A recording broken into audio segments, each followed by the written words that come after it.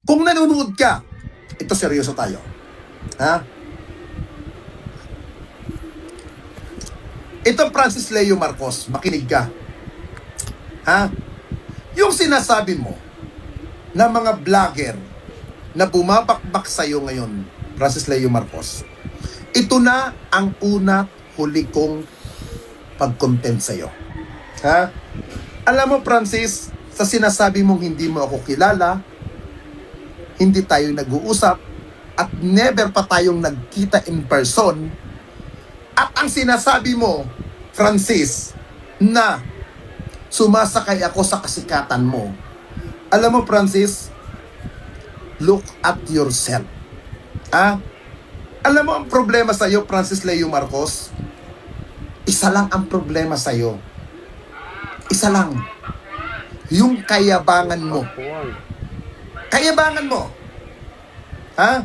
Pag ang tao hindi mo mapakinabangan, ang tingin mo kalaban. Kalaban.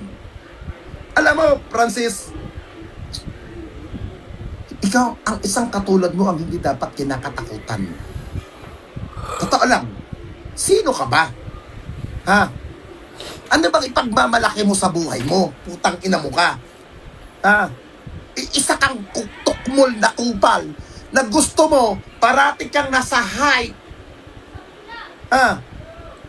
Alam mo, ito Francis ha, ang masakit na katotohanan na scammer ka, dorobo ka, pero yung sinasabi mong katulad ko na si Raulo, labas-pasok ng mental hospital, never kong tinanggihan na pabalik-balik ako. Ha? Pero ikaw, hindi mo matanggap sa sarili mo na naisahan kita. Ha?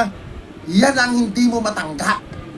Alam mo, Francis, pilit ko ginagawa na hindi na kita i-mention. Ha?